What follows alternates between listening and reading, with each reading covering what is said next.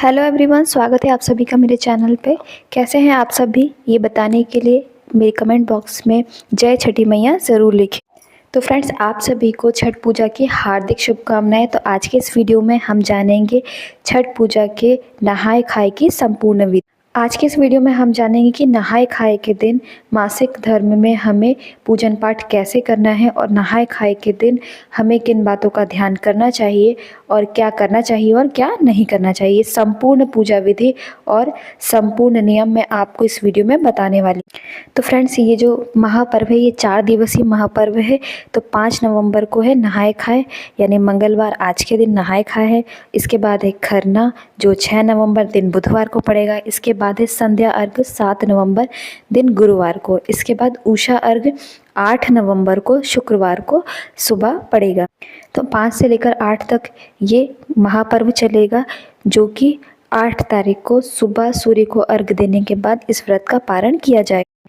तो इस साल आप चाहें तो इस व्रत को उठा सकते हैं यदि आप किसी परेशानी से जूझ रहे हैं। यदि आप चाहते हैं कि आपको संतान की प्राप्ति हो जाए, आपके अभी तक बच्चे नहीं हुए हैं, तो आप इस साल इस व्रत को उठा सकते हैं। तो यदि आप चाहते हैं कि इस साल हम मन्नत कर सकें, तो इस साल आप मन्नत कर लीजिए और मन्नत पूरी होने के बाद आप व्रत उठा सकते हैं। तो नहाए खाए का जो संपूर्ण नियम ये है कि नहाए खाए के दिन सुबह जल्दी में उठ के पूरे घर की अच्छे से साफ़ सफाई की जाती है। बर्तन वगैरह अच्छे से साफ़ सुथरा करने के बाद ही भोजन बनाया जाता है। गलती से भी आप यदि ऐसे बर्तन का यूज़ करते हैं जिनका उपयोग आपने नॉनवेज बनाने के लिए किया है, ऐसे गैस सिलेंडर चूल्हे का आप यूज़ करते हैं, तो ये बहुत ही ज़्यादा दुष्परिणाम आपको इसके देखने को मिल सकते हैं, क्योंकि इसकी कहीं कोई भरपाई नहीं है, कहीं कोई माफ़ी नहीं है। इसलिए आप हो सके तो आप नया चूल्हा भी यूज कर सकते हैं। आपने अगर कभी आपको लगता है कि आपने इसमें नॉनवेज बनाया, तो आप उस चूल्हे उस बर्तन का इस्तेमाल बिल्कुल भी ना करें। इसलिए जो भी व्रती आप उनका हमेशा आदर सम्मान कीजिए। यदि आपके आस पड़ोस में भी कोई व्रती है तो आप उनके लिए हमेशा अपने मन आदर और मान सम्मान रखिए। कभी भी उन्हें परेशान ना करें, कभी भी उनकी बद्दुआ ना लें। घाट वगैरह में भी आप जाएं तो हमेशा ध्यान रखें, कभी भी आप किसी को भी, किसी व्रती को, किसी पूजा स्थान पर ऐसे लोग जिन्होंने व्रत रखा हुआ है या उनके साथ भी उन्हें परेशान आप ना करें। मंगलवार को नहाए खाए है तो आप आज के दिन ही यानी मंगलवार को ही आप बाल वगैरह अच्छे से धुल लीजिए। इस दिन सिंपल और साधारण भोजन बनता है, दाल भात बनता है और बहुत ही सिंपल सा जो दाल होती है वो और जो उसना हुआ चावल होता है उसे जिसे भात कहा जाता है वो इस दिन बनाया जाता है। तो आप दाल चावल के साथ आप पकौड़ी भी बना सकते हैं, लेकिन जो भी आप बनाएं बहुत ही साफ़ सफाई और घी में ही बनाएं, बिना घी के कोई भी चीज़ ना बनाएं। तो जब भी आप भोजन करें तो इसका मतलब ये नहीं कि आप दिन भर भोजन कर रहे हैं, सुबह शाम आप सुबह नाश्ता करें फिर दोपहर में खाना, ऐसा नहीं। आप सुबह उठिए, नहा धोकर स्नान करके सूर्य को अर्घ देकर पूजन पाठ करके आप भोजन बनाइए।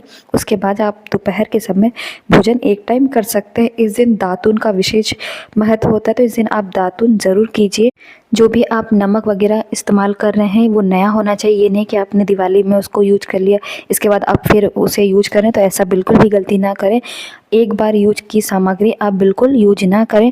हमेशा शुद्ध और सात्विक भोजन ही करें और स्वच्छता के साथ करें। तो ध्यान रखें, जो भी नमक मिर्ची आप यूज़ कर रहे हैं एकदम शुद्ध और साफ़ सुथरा होने चाहिए। लेकिन हम जो भी भोजन बना रहे हैं, बनाने के बाद फिर उसे अग्यारी देते हैं, पहले हवन करते हैं। इसके बाद एक निवाला आप अग्यारी में डाल दीजिए। अगर आपके आसपास गाय वगैरह है तो आप उन्हें भी एक निवाला ज़रूर दीजिए। तो यानी जब आप खाने बैठे तो पहला निवाला आपके घर में आपकी बहू है, नाती पोते हैं, यानी पहला निवाला आप उनके लिए निकाल दीजिए प्रसाद के रूप में। उसके बाद आप भोजन कर सकते हैं। तो देखिए, इसमें एक बार का नियम नहीं है। अगर आप सुबह लौकी भात, इसका नाम ही लौकी भात है, तो आप लौकी भात अगर खा लिया आपने सुबह, अगर आपको दोबारा भूख लगी तो आप दोपहर में भी खा सकते हैं। तो यदि वही लौकी की सब्ज़ी वगैरह बची हुई तो आप वही लौकी की सब्ज़ी और रोटी शाम के समय यानी रात के समय खा सकते हैं। ज़रूरी नहीं कि आप नया फिर से बनाएं। तो देखिए, जिनके यहाँ छठ पूजन किया जाता है उनके यहाँ दिवाली के बाद से ही लहसुन प्याज खाना निषेध माना जाता है। उसके बाद ही यानी दिवाली के बाद से ही लहसुन प्याज खाना बंद कर दिया जाता है। तो आप सबसे पहले इस चीज़ का आप विशेष ध्यान रखिए कि जब भी आप भोजन बनाएं तो अपने किचन की अच्छे से साफ़ सफाई कर लें, उसके बाद ही आप अपना भोजन बनाएं। इसके साथ ही यदि कोई मासिक धर्म में है तो कैसे पूजन करें, तो देखिए यदि आपका चौथा या पाँचवा दिन है तब तो आप पूजन कर सकती हैं, लेकिन जल वगैरह आप ना दें, क्योंकि आपके साथ साथ जो भी आपके बगल में पूजन कर रहा है उनका भी व्रत इस तरह से छुआछूत माना ही जाता है। तो इसलिए आपके यदि जेठानी है, यदि सास वगैरह है, तो आप उनसे अर्घ वगैरह दिलवा सकती हैं। आप बिल्कुल पूजन ना करें, व्रत वगैरह रख सकती हैं लेकिन पूजन बिल्कुल आप ना करें। तो यदि आपकी सास है, जेठानी है, या फिर आपके पति हैं, या आपका बेटा है, तो भी वो लोग भी अर्घ्य दे सकते हैं। तो जितना बच सके उतना बचाना चाहिए। यदि कोई भी नहीं है तो फिर क्या करेंगे? कुछ लोगों के यहाँ होता है तो लोग कहते हैं कि नहीं हमारे यहाँ तो होता है, हम लोग कर सकते हैं। तो देखिए अगर आपके यहाँ होता है इस विधि में तो आप ऐसे कर सकते हैं। यदि आपके यहाँ नहीं होता है तो आप किसी और से, यानी अपने पति, अपने बच्चे और अपने जेठानी वगैरह, सास वगैरह से उनसे भी अर्घ्य दिलवा सकते हैं। बाकी की पूजन पाठ आप खुद कर सकती हैं। तो ज़्यादा टेंशन में आप लोग ना रहें, क्योंकि ये व्रत है, इसे छोड़ तो सकते नहीं, व्रत तो हमें करना ही चाहिए। तो अर्घ्य वगैरह आप अपने पति वगैरह से दिलवा दें, बाकी आप सारा पूजन पाठ कर सकती हैं।